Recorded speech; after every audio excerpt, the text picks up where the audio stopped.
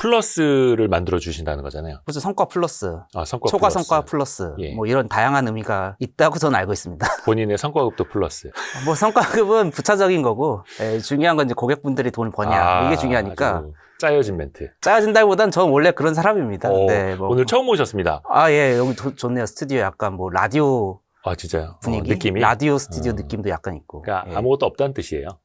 아니 이 마이크가 좀 그런 느낌이 나는데. 우리 아무튼. 한화자산운용의 은기환 매니저님, 처음 뵙겠습니다. 반갑습니다. 네. 플러스 ETF죠, 한화자산운용. 그럼요, 플러스입니다. 플러스. 네, 플러스. 좋습니다. 네. 근데 이번에 플러스 코스닥 150 액티브 ETF가 나와가지고 맞아요. 네. 은기환 매니저님을 이제 모셨어요. 댓글로 네. 플러스 코스닥 150 액티브 ETF의 애칭을 정해주시는 분 저희가 10분을 뽑아서 네네. 커피 쿠폰이라고 저희가 보내드릴 테니까 댓글로 많이 남겨주세요. 코스닥에 주목하시는 분들 되게 많으세요. 지금 시대야말로 코스닥 투자다. 네. 코스닥 투자를 해야 한다. 네네. 그 사실은 좀 이유부터 들어야 될 것 같아요, 우리가. 코스닥 투자를 해야 되는 이유. 네. 잠시만, 너무 이게 준비. 아니 이게 너무 생각이 복잡해가지고. 그 1번 질문인데요? 그래요? 이거 안 보고 오신가요?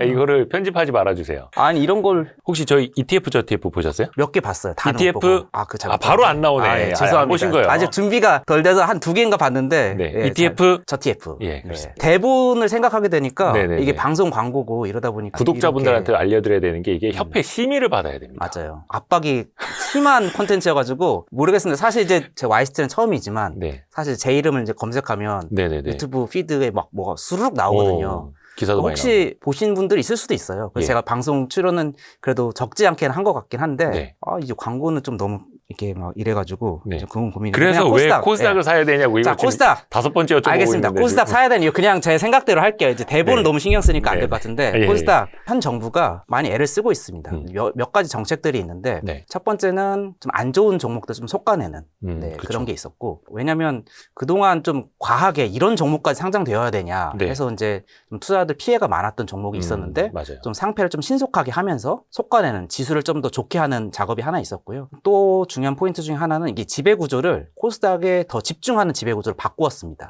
지배 지금까지- 구조를요? 예, 그 거래소 안에서. 제가 알기로는 그동안은 코스닥이 뭔가 코스피 하위 이 레벨로서 존재해서 자꾸 좀 코스닥 우등생들이 떠나버렸잖아요, 코스피로. 그렇죠. 근데 이제 그렇진 않게 코스닥을 독립된 하나의 시장으로 기술 중심의 성장 중심의 이런 시장으로 만들려는, 마치 진짜 나스닥처럼 만들려는 하는 그 지배구조의 변화가 하나 있었고요. 그리고 사실 우리나라 전체 주식시장에서 코스닥의 비중이 꽤 됩니다. 혹시 기자님 아시는지 모르겠는데 네. 한 13% 정도? 우리나라 전체 시가총액에서 13%가 되니까 한국 주식을 산다라고 하면 한 10%는 코스닥을 사는 게 뭐 패시브적 관점에서도 맞죠. 아하. 하지만 다수의 이제 국민연금의 지수를 보면은 벤치마크, 저희가 이제 운영을 하게 되면 고객들이 벤치마크를 주시는데 대부분 코스피입니다. 이러다 보니까 그냥 10% 뺀 90%에만 그동안 이제 투자를 해왔던 거예요. 네. 근데 이런 것도 사실 불합리한 거기 때문에 적정 비중의 코스닥을 벤치마크에 넣자. 이게 이제 나왔고요. 그렇다 보니까 그건 아마 올해 안에 어느 정도 작업이 진행될 것 같습니다. 그럼 연기금에서 적정한 수급도 들어오고, 아하. 기관 투자자들 수급도 들어오고, 나쁜 기업은 좀 빼내고 조금 더 좋은 기업을 빠르게 들어오게 하면은 이게 실제로 코스닥 지수 상승의 핵심이 될 것 같습니다. 좋은 기업을 빠르게 넣어서 끌어올리자. 그러니까 전반적으로 시장도 정화가 되고 수급적으로도 개선이 되고 정책 모멘텀도 생기고 우등생들은 많아진다면 우등생들을 많아지게 할 수 있느냐가 그게 향후 핵심. 코스닥 지수 성공의 핵심입니다. 지금 플러스 코스닥 150이 액티브 ETF 네. 당연히 숫자 150이 들어갔으니까 벤치마크가 150이 되는 거예요. 코스닥 그래서 150. 코스닥 150이 벤치마크죠. 그거를 이렇게 딱 꼽으신 이유는 뭐가 있을까요? 일단 150이라고 150 종목 안에서만 고르겠다는 전혀 아니고요. 어제가 저희가 코스닥에 투자하는 펀드로서 150 바깥에 있는 것도 다 사게 되어 있고, 말하자면 저희가 투자하는 건 실제로 넥스트 150이라는 뭐 이런 개념을 한번 소개해드리고 싶은데, 그러니까 넥스트 150 지수가 있는 건 아니지만 그러니까 비교, 벤치마크, 성과 대비로 삼는 건 코스닥 150인데 맞아요. 코스닥 150 안에서만 고르는 게 아니라는 거예요? 그럼요. 이거 잘못 알 뻔했네요. 네, 그렇죠. 이거 약간 오해가 있을 수 있는데, 네. 실제 결과적으로는 코스닥 150 밖에서도 많이 사게 됩니다. 이게 왜 그래서 코스닥 150이냐 그냥 코스닥 ETF냐 이거 가지고도 사람들이 지금 뭐 어떤 게 낫다 어떤 게 못하다 했는데 굳이 구분은 없는 거네요, 그러면. 굳이 이제 고객 입장에서 느낄 수 있는 수익률의 차이는 사실은 없고, 대신에 벤치마크. 기준점이 이제 코스닥 대비 얼마냐, 코스닥 150 150 대비 대비 얼마냐의 얼마냐. 그 기준점의 차이인데, 그러니까 굳이 예를 들어 말씀드려보면 뭐 저뿐만 아니라 그냥 여러 액티브 펀드들이 20%의 성과가 났고 네. 코스닥이 예를 들어 5%가 올랐고 그다음에 코스닥 150이 약 10% 올랐다라고 하면 고객분들은 어차피 20% 성과를 가져가시는 건데 똑같으니까. 지수 대비 얼마큼 이겼냐입니다. 네, 그래서 이제 코스닥 150을 기준으로 할 거냐, 코스닥을 기준으로 할 거냐는 약간 그런 차이인데, 잘 생각해 보시면 사실 이제 과거 이제 그 트랙 레코드를 한번 보면 지수 150과 그냥 코스닥의 지수가 아주 차이가 안 나지만 근소하게 150이 조금 더 좋긴 합니다. 그래도 코스닥 내에서 조금이라도 조금 나은 우량주들이 애들, 아주 크진 않은데 더 좋은 지수예요. 그러니까 제 입장에서는 고객들한테 어차피 이 지수라는 게 저희 운용사, 저와 또 고객과의 이제 커뮤니케이션 하는 거거든요. 네네네. 커뮤니케이션에 중요한 건 코스닥 투자한다. 투자 대상이 있을 수 있고, 벤치마크도 있을 수 있잖아요. 네. 근데 어쨌거나 고객과 커뮤니케이션 하는 입장에서 사실 큰 차이는 아니지만, 사실은 진짜 중요하지 않습니다만, 그래도 조금 더 좋은 지수를 고객들한테 커뮤니케이션을 하는 게 저는 또 그게 더 괜찮다. 뭐 이런 생각을 그러니까 약 해봤습니다. 코스닥 1,800여 개 기업을 벤치마크로 삼는 것보단 코스닥 150개 벤치마크를 삼아서 네. 우리가 예. 이것보단 더 잘하겠습니다. 예. 라고 하는 게 더 낫다는 거네요. 예, 그렇죠. 근데 이제 뭐 만약에 코스닥을 똑같이 제 포트폴리오 구성해도 벤치마크 코스닥이었으면 물론 이제 그 두 지수의 성과를 제가 예상하는 건 아닙니다만 그래도 평균적으로 150 조금 좋다라고 보면 이제 초과 성과는 또 커 보일 수는 있겠죠. 고객분들께서는 큰 차이는 없고 저희는 그래도 좀 좋은 지수로 고객분들과 커뮤니케이션 하고 싶고 이제 그 150이 굉장히 좀 잘 그래도 코스닥 안에서 한 번 정도는 시가총액으로 걸러져 있는 지수거든요. 그러니까 저도 그래서 네. 코스닥 150 액티브 ETF여가지고 플러스 거 딱 150 안에서만 고르고 또 전혀 그렇지 150개 않습니다. 종목만 가져가는 줄 알았는데 그것도 아니에요. 그렇죠. 이제 패시브라면 말씀하신 게 맞지만 코스닥 150 액티브 이 세 단어 중에서 제일 중요한 설명은 일단 액티브고요. 두 번째 중요한 건 코스닥이고 그 다음에 이제 150은 그냥 비교 지수다. 제일 중요한 건 액티브라는 겁니다. 이 펀드는 좋습니다. 액티브라는 게 제일 중요합니다. 좋습니다. 네. 그리고 최근에 이제 화제가 됐던 게 처음으로 코스닥 액티브 ETF가 상장을 했는데 3월 10날 다른 운용사 두 곳에서 네네. 먼저 상장을 했잖아요. 일주일 차이가 좀 있어요. 네네. 플러스 코스닥 150 액티브 ETF는 3월 17일 상장 예정. 맞습니다. 투자자 입장에서 보면은 네네. 왜 저거는 일주일 뒤에 나왔지? 그냥 궁금해하실 수도 있거든요. 하다 보니 그렇게 된 걸로 저는 알고 있는데 고객 입장에선 네. 지금 이제 방송이 아마 17일 이후에 나갈 거니까 그냥 현 네. 시점에서 세 개 종목 중에 굳이 고르신다면 플러스를 이제 골라주시면 되는데 잘할 겁니다 말고 네네. 열심히 하겠습니다 이런 거 말고 네네. 뭘로 검증이 됐느냐를 좀 네. 말씀해 주세요. 사실 이제 코스닥이 결국에 뭐 따지고 보면 중소형주이지 않습니까? 예. 네, 근데 이제 저희가 이제 플러스를 처음 액티브로 선보이는 거긴 합니다만 저희가 이미 기관 투자자들 안에서는 이제 어느 정도 명성이나 그 레퓨테이션이 쌓인 중소형주에 좀 특화된 하우스라고도 볼 수 있습니다. 왜냐하면 대형 연기금에서 자금을 이제 배분할 텐데 중소형주 부문에서 아마 제일 많은 한 두세 곳들 중에 하나가 저희 회사고 하나자산운용이 예, 장기 성과가 굉장히 이제 좋았기 때문에 중소형주 리서치 특화에 굉장히 오래된 뭐 그런 강점이 있는 회사라고 볼 수가 있습니다. 중소형주 특화에 네. 강점이 있고 특화되어 있고 네. 연기금들로부터도 인정받는 운용사다. 그래서 최근에 이제 그런 성과도 연결이 돼서 국민연금 자금도 어느 정도 규모 있게 받고 운영을 하고 있고요. 저희가 기본적으로 운영을 굉장히 이게 오랫동안 해왔습니다. 사실 이제 저희가 조금 뭐 늦을 수밖에 없었던 것도 사실인데 그렇다고 그럼 저희가 액티브 ETF가 늦었지 액티브 투자가 늦었냐는 전혀 아닌 게 예, 이거 기자님도 왠지 아실 것 같은데 네네네. 저희 회사 전신이 거슬러 올라가면 코리아 레전드 펀드 지금 현재 운영하고 있는 거에 시작이 바이코리아인데 90년대입니다. 제 기억엔 제 중학교 때 바이코리아가 나왔던 것 같은데 그 펀드로부터 파생돼서 쭉쭉 이어져서 그러니까 우리나라에서 기관 투자자, 주식 투자자 이 액티브 리서치를 해서 운영을 했던 역사가 아마 손에 꼽을 것이고요. 그래서 그냥 액티브 하우스로 바라봐 주시면 경력도 굉장히 길고 역사가 있고 특히 최근에 저희 회사에 그러니까 제가 아니라 저희 회사 이제 액티브 팀의 성과가 굉장히 좋아서 몇 군데 좋은 데서 또 수상을 하기도 했습니다. 근데 이건 꼭 자막으로 넣어주셨으면 좋겠는데 그러니까 저희 펀드 이제 은기환 매니저님이 직접 요청을 하셔가지고 요청을 하셔서 저희가 자막으로 달아드렸어요. 아 그래요? 이거 상당히 특이한 사례입니다. 이거는. 그냥 상을 받은 건 사실이니까 근데 이거는 되게 인정을 받은 거예요. 저희가 중요한 거니까 이제 어떤 분이 운용을 하고 그럼요, 그 중요합니다. 어떤 커리어가 있는 사람이 액티브 ETF를 운용하는 왜냐면 이게 사실은 기계적으로 패시브 그러니까 지수만 따라가는 거랑 이건 완전 다른 거잖아요. 네네. 운용력의 그럼요, 역량이 되게 중요하죠. 중요한 거고 그걸 봐야 됩니다. 인사 한번 하시죠. 카메라 보고. 네, 뭐 무슨 갑자기 수상 소감을 말해야 될 것 같은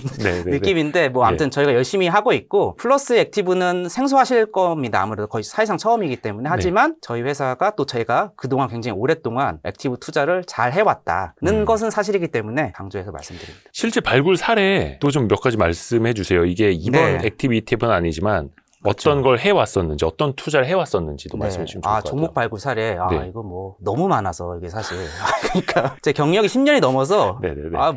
진짜 많습니다. 네. 제가 이제 이거 준비하면서 좀 돌이켜 보니까 사례가 정말 너무 많더라고요. 네. 근데 이제 하나를 꼽아보자면 비록 이건 코스닥 종목은 아니지만 본인이 잘한 사례가 너무 많다고 본인 입으로 말씀하고 계시는 거예요? 그러니까 종목 사례 그러니까 제가 일단 타율은 제가 말씀드린 게 아니고 경력이 10년 되면 네. 안타 수가 타율이 설사 2할이라도 안타가 많은 막 그런 타석이 많이 들어서 그럼요. 물론 제가 오래 했다 이런 네네네. 거고요. 물론 타율은 제가 굳이 말씀드리지 않겠습니다만 네. 하나만 꼽자면 사실 제가 최근에 이제 가장 기억에 남는 회사가 이제 HD 현대일렉트릭입니다. 이거는 뭐 코스닥 종목은 아니지만 이제 제가 이제 뭐 에너지나 이런 데 관심이 많다 보니까 굉장히 이제 리서치를 깊게 먼저 하고 있었는데 제가 이제 강조드리는 이유는 아직도 이 기업에 처음 미팅할 때가 기억이 대충 나는데 지금 이제 변압기 좋다는 얘기는 뭐 다 하죠. 다 알잖아요. 네. 근데 그때는 제가 이제 IR 담당자한테 예. 이거보다 훨씬 더 좋아질 것 같은데요? 왜 이렇게밖에 아니죠?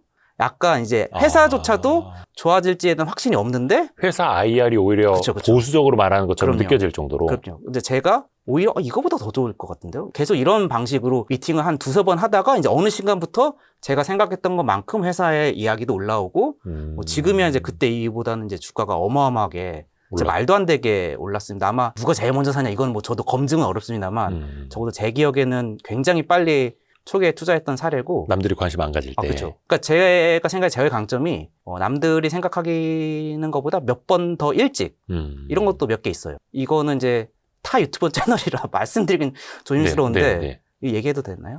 땡땡 어떤 채널에서 AI 되면 에너지 엄청 중요합니다 라는 말을 했어요. 지금 다 아시죠? 지금 다 아는데 그 나온 시점이 23년입니다. 그래서 그때는 제 기억은 24년부터 AI 에너지 얘기가 막 주가가 올랐는데 저는 그 기록이 있습니다. 23년에 얘기를 했어요. 그것도 성과에 굉장히 많이 도움이 됐죠. 왜냐면 남들이 사기 전에 AI?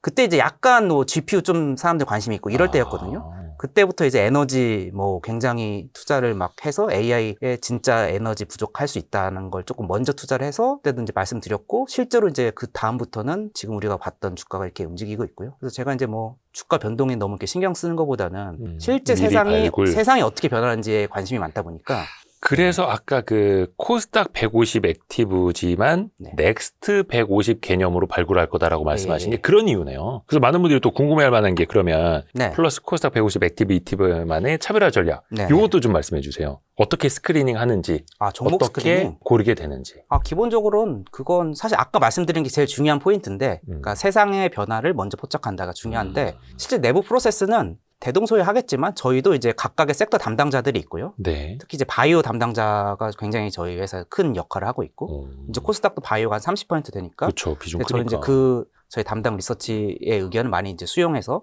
포트를 구성할 거고 그 외에 또 반도체도 있고 그 외에 이제 뭐 에너지나 뭐 로봇이나 뭐 각 섹터 부분별로 각각의 전문가들이 있습니다. 저희 회사 안에 그래서 그분들의 의견을 종합하고 제가 포트를 구성해서 이제 고객분들의 수익을 돌려드리는 일을 이미 하고 있고 코스닥은 이제 그중에서 코스닥 종목만 골라서 구성을 하게 됩니다. 그거를 더 이제 액티브하게 하신다는 거고요. 그럼요. 그 액티브의 의미가 이제 굉장히 중요합니다. 사실. 그렇죠. 그러니까 사실은 일반 패시브 ETF보다 액티브 ETF가 수수료도 좀 더 높잖아요. 근데 그 사람들이 투자자들이 그 정도 수수료를 지불하고도 액티브 ETF를 사는 건 오케이 그거 알겠으니 더 초과 수익률을 내주시오라고 하는 거잖아요. 그럼요. 이 안에서 유망 섹터나 핵심 기업을 어떻게 보시는지도 좀 힌트를 주세요. 그러니까 아까 말씀하셨던 넥스트 150이 될 후보군? 저희 포트의 그 업종 비중을 간단하게 말씀드려보면 아마 이미 지금 공개가 됐기 때문에 사실 지금 촬영은 아마 저희가 상장 후에 영상이 올라올 확률이 높아서 그러니까 사실 이제 확인해서 직접 이제 분석해보시면 종목이 올라오면 그거 뭐 무슨 업종이니까 해보실 수도 있는데 아마 가장 이제 특징적인 게 모두가 아시듯이 코스닥에 이제 바이오 비중이 약 30% 정도 있고 반도체가 30% 있고 그 나머지가 이제 있다. 이제 이렇게 저는 이해하는 게 제일 좋다 이렇게 봅니다. 반도체랑 바이오는 이제 거의 섹터 비중에 준할 정도로 비중을 가져갈 것 같고요. 그 나머지는 적절히 거기서 이제 알파를 찾는 방식으로 포트가 구성이 될 것 같습니다. 굳이 그러면 뭘 콕 집어서 기자님의 질문이 뭐 사야? 그러니까 이게 궁금하죠. 사실 궁금하죠. 사람들이 저도 궁금합니다. 은기화 매니저가 뭘 담을까 이런 거. 근데 이제 저의 여기에 대한 답은 사실은 인공지능입니다. 인공지능이 역시나 핵심이다. 근데 이제 우리가 그럼 인공지능 주식은 뭐냐? 라고 생각하면 제 관점으로는 사실상 결국 모든 주식이 다 인공지능일 수밖에 없다라는 생각을 해볼 수가 있는 거죠. 네. 일단 이제 인프라 주식, 에너지, 반도체 당연히 AI죠.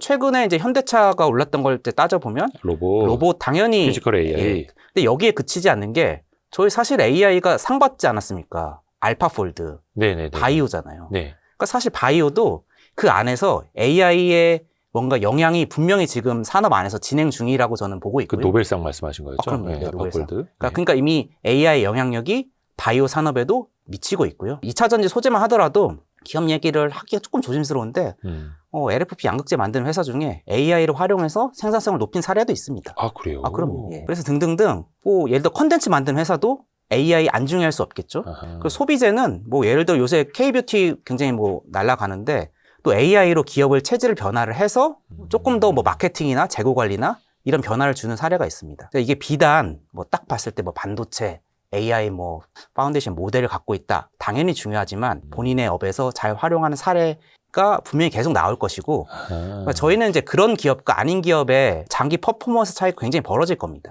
결과적으로는 AI에 집중해야 그렇지 않은 기업과의 차이로 초과 성과가 나올 것이고요. 그러니까 AI와 연관된 산업뿐만 아니라 AI를 활용해서 어떻게 저 기업이 또 생산성을 향상시키는가까지도 네네. 종합적으로 보시는 네. 거고 그러면 코스닥 150 액티브 ETF에 플러스 거에는 어떤 기업들이 들어가게 되는지 네. 많은 분들이 좀 궁금해 하시거든요. 궁금해 하시는 예시로 몇 가지만 말씀해 주세요. 예, 예시로. 네. 알겠습니다. 그러니까 사실 이제 공개가 되었을 거니까 지금 예, 방송된 그렇죠. 시점에 하나는 이제 비나텍은 블룸에너지의 캐패시터 핵심 부품 중에 하나를 공급하는 회사입니다. 그래서 이제 뭐 사실 이제 블룸에너지를 좀 많이 아실 것 같긴 한데 최근에 AI 데이터 센터에 온사이트 내지는 콜로케이션 하기 위해 주요한 이제 발전원으로서 연료전지 시장이 커지고 있고요. 그러니까 워낙 이 연료전지의 강점이 빠르게 설치할 수 있다 보니까 과거에는 다소 조금 비싼 발전원이었는데 지금 사실 전기 요금이 그렇게까지 중요하지 않잖아요. 네. AI 하는 입장에선 빠르게 들어올 수 있다 보니 그 강점이 부각이 됐고 특히 이제 AI 데이터 센터가 이제 DC로 간다 뭐 이런 말도 있지 않습니까? 예. 근데 이제 또 뭐 DC형. 맞아요. DC가 많은 점에서 이 전력 아키텍처의 효율성이 있기 때문에 DC로 가는데 또 마침 연료전지는 DC입니다. 직류. 그런 점에서도 강점이 있고 등등등 하여 블룸에너지 굉장히 좀 공격적으로 확장을 하고 있는데 거기에 비나텍을 포함하여 많은 한국 기업들이 또 공급을 하고 있습니다. 그래서 이제 그 점에 저희가 주목하고 그러니까 이게 AI 굉장히 관련도가 높은 종목이겠죠. 또 저희 구독자분들은요. 네. 이 종목 얘기를 참 좋아하셔가지고 아 그래요? 해주시는 김에 저 하나만 들으려고 네네. 했는데 아 그럼요. 예, 몇 개 더 얘기해주시면 사실 이제 다 공개가 되어 있기 때문에 아마 그쵸. 지금 바로 방송 보면서 클릭해서 보시면 또 저희 와이스트릿이 만든 액티브 맞아. ETF 아, 트래커라는 게 있지 않습니까? 트래커. 그걸로 아마 또 보실 거예요. 예, 그럼요. 앞으로 이제 트래커에서 그 종목들을 보실 수 있을 트럭 텐데. 아니고 트래커. 트래커. 예. 예, 죄송합니다. 트래커에서 네. 보실 수 있을 텐데 네. WCP. 이거는 이제 2차 전지 분리막을 만드는 또 상위 종목 중에 하나인데요. 2차 전지. 예, 배터리의 분리막. 분리막. 배터리 4대 소재 뭐 얘기하잖아요. 예. 그중 이제 분리막을 만드는 기업인데 사실 그동안 많이 안 좋았습니다. 주가도 뭐 그렇게 썩 좋지는 않았긴 합니다만 저희가 장기적으로 좀 많이 좋게 보는데 이 기업도 꽤 많이 ESS에 들어가기 시작했어요. 근데 또 이제 ESS가 또 AI 또 핵심 인프라 중에 하나니까 그렇게 볼 수가 있고 그 외에도 여러 가지 또 이 회사가 좀 좋아질 초입에 있다. 네. 뭐 이렇게 보고 있습니다. 사실 이건 좀 길게 보고 있는 거여서 당장 주가가 많이 오를 것 같진 않은데요. 저희가 그래도 오늘 좀 시간이 많아가지고 하나만 더 얘기해 주세요. 이거는 오해하시면 안 되는 게 추천주 절대 아니고 이미 그 이 제 펀드에 ETF 있으니까 구성 종목에 들어있는 걸 예시로 몇 맞아요. 가지만 말씀해 그러니까 드리는 사실 저희가 겁니다. 추천드리는 건 네. 이런 종목이 있는 그냥 플러스 코스닥 150 액티브를 사주세요라고 플러스 오늘 지금 액티브 광고를 사시라. 찍는 것이지 예. 종목을 물론 사실 수도 있습니다만 저희가 사실 이게 자율주행이 좋냐 예. 직접 운전하는 게 좋냐 이것도 저희 펀드는 자율주행이거든요 말하자면 그렇지 않습니까? ETF에 맡기는 그럼요. 이 수수료 좀 자율주행이니까 주고 맡기는 저희 자율주행 실력을 믿어주시면 이미 트랙 레코드가 있기 때문에 오. 자율주행하는 게 이제 액티브고 내가 일론 머스크다. 뭐- 내가 테슬라다. 그건 아니지만은 어쨌거나 좀 예. 자율주행 잘하고 있는 좋습니다. 액티브 펀드고요. 마지막으로는 이제 시어스 테크놀로지라는 종목인데요. 네, 그 종목 이 종목은 뭐 굉장히 높은 기술력을 가지고 있는 기업이거든요. 네. 그 하는 일은 이제 뭐 모비케어나 뭐 싱크라고 하는 환자 상태를 모니터링하는 의료기기 장비를 그 공급하고 의료 있는, 분야에서. 의료 네. 분야에서 공급하고 있는 회사인데 국내뿐만 아니라 지금 해외로도 굉장히 확장 가능성이 높아서 뭐 그 점에서 많이 주목하고 있습니다. 이런 종목들을 저희가 좀 간단히만 언급드렸습니다. 간단히만. 네. 그러니까 이게 요즘에 액티브 ETF, 특히 코스닥 쪽에서 신규 상장들이 좀 생기면서 상장 초반 변동 이런 것도 많이 이제 주목들을 하시는데 이건 또 이제 좀 더 길게. 그러면 사실 이게 호흡으로. 저희가 투자라는 게 하루 이틀 하고 끝날 게 아니어서 그럼요. 사실 예. 사실 이제 저희가 준비를 하면서 최근 한 일주일 동안 이 변화가 너무 열기가 막 느껴지죠. 열기는 좋은데 이게 너무 막 주가가 막 어느 ETF에 담았다. 그러니까요. 그게 사실 그렇게까지는 중요하지 않고요. 이게 결국 매니저가 어떠한 기준으로 어떠한 철학을 가지고 이렇게 운영하는지가 중요하거든요. 그렇죠. 예, 그렇죠. 그래서 저희가 그러니까 이게 하루 이틀 해보지 않고 저희가 굉장히 오랫동안 꾸준히 주식을 잘 해왔다는 걸 좀 알아주셨으면 좋겠고. 그래서 직접 운영하는 이제 은기환 매니저님이 나와서 말씀을 해주시는 거고요. 네. 또 이제 투자자 입장에서 보면 이제 고민이 들 수도 있어요. 사실 우리는 좀 뭐 흑백 논리 뭐 아니면 더 몰빵 레버리지 아니면 인버스 막 이런 식으로만 생각을 하시지 그러면 안 되고 포트폴리오 전략으로 좀 생각을 해야 되잖아요. 전체 포트폴리오 혹은 전체 요즘에는 연금 계좌 이런 데도 이제 ETF로 많이 담으시니까 플러스 코스닥 150 액티브 ETF가 그 안에서 어떤 역할을 어떻게 하면 좋을까요? 어떻게 담으시면 좋을까요? 자산 배분 관점에선 사실 이제 아까 잠깐 방송 전에 잠깐 말씀드렸는데 저는 이제 코스닥 지수가 완성이 되지 않은 지수라고 생각합니다. 짧게 말씀드려보면 우리가 알고 있는 대표 지수들의 비중을 보면 압도적으로 아까 제가 AI 강조해서 말씀드렸잖아요. 나스닥을 봐도 그렇고 S&P 500이나 또 우리나라 증시나 또는 대만 증시 최근에 잘 나가는 증시들은 다 AI가 절대적인 영향을 이미 발휘하고 있습니다. 근데 제가 느끼기에 상대적으로 코스닥은 아직 거기엔 못 미치고 있어서 이제 우리가 뭔가 이 타임 스케줄로 놓고 볼 때 지금 현재 돈을 잘 벌고 있는 기업에 뭐 적정한 비중 투자를 당연히 뭐 코스피든 뭐 나스닥이든 투자를 하실 거고 근데 우리 세상 변화는 계속 있는 거잖아요. 그리고 지금은 작지만 커질 수 있는 기업들도 충분히 있기 때문에 그 기회를 코스닥에서 찾아보는 용도로 적정 비중을 가져가시면 좋을 것 같고 그때 액티브를 할 거냐, 패시브를 할 거냐가 중요한데 사실은 이제 패시브를 하겠다는 건 지금의 시가총액 상위 종목이 그대로 올라갈 거라는 가정이거든요. 근데 액티브는 아까 제가 AI 말씀드렸듯이 사실 뭐 한 10년, 20년 전에 나스닥 또는 S&P 500의 상위 종목의 구성과 10년 전, 최근 구성이 완전 다르지 않습니까? 빅테크가 언제 나왔는지 생각해보면 빅테크가 나스닥 지수를 이끌었는데 빅테크가 나스닥 지수를 이끌기 전에 나스닥 내지는 미국 주식의 상위에는 뭐 오일 메이저들이 많았었거든요. 근데 우리가 당시에 S&P 500을 샀다는 건 새로운 기업이 나와서 이 지수를 끌어줬다는 것이 결과적으로 판명이 된 것이지 오일 메이저 그때 총 상위 종목이 그대로 올라간 것은 아니잖아요. 그렇죠? 마찬가지로 지금의 코스닥이 상승한다면 현재의 그 코스닥 상위 종목이 그대로 바이오 30%가 그대로 지금 상위 종목이 그대로 올라간다라기보다도 새로운 종목 진짜 제2의 무슨 엔비디아가 나올 법한 한국 어떤 기업이 상장을 해서 그게 커진다. 이런 것들이 사실 저는 더 가능성이 높을 거라고 봅니다. 그게 대부분 이제 AI에 관련될 것이고요. 그래서 오늘은 한화자산운용 은기환 매니저와 함께 플러스 코스닥 150 액티브 ETF 이야기를 했는데 여러분 느끼셨을 겁니다. 저도 몇 번 버벅였어요. 이름이 길어요. 코스닥 150 맞아요. 액티브 저도 ETF. 이게 너무 힘들어요. 이거 말 실수하면은 타사 이름을 얘기하게 되더라고요. 그래서 이제 많은 분들이 요즘에는 그 애칭으로 줄여서 부르시잖아요. 플러스 코스닥 150 액티브 ETF. 우리 구독자분들이 좀 아이디어를 주십시오. 댓글로 플러스 코스닥 150 액티브 ETF의 애칭을 정해주시는 분 저희가 10분을 뽑아서 뭐 그냥 시원한 커피 쿠폰이라고 요즘 날씨 이제 따뜻해지지 않습니까? 커피 쿠폰이라고 저희가 보내드릴 테니까 댓글로 많이 남겨주세요. 어떤 이름이면 좋을 것 같아요? 예를 들어서 그러니까 너무 어렵습니다. 플러스도 있어야 되고 액티브도 있어야 되고 코스닥도 있어야 되는데 이제 코스닥은 그러게요. 풀코닥? 풀코액? 풀닥액? 너무 그냥 구독자분들한테 맡기고 다 어렵습니다. 그래서 오늘 또 솔직하게 여러 이야기 많이 해주신 저는 그래서 코스닥 이 150이라는 숫자에 대해서 좀 편견이 있었는데 그것도 이제 좀 제대로 알려주셔서 너무나 감사드립니다. 고맙습니다. 한화자산운용의 은기환 매니저님 고맙습니다. 네, 맞습니다. 고생하셨습니다.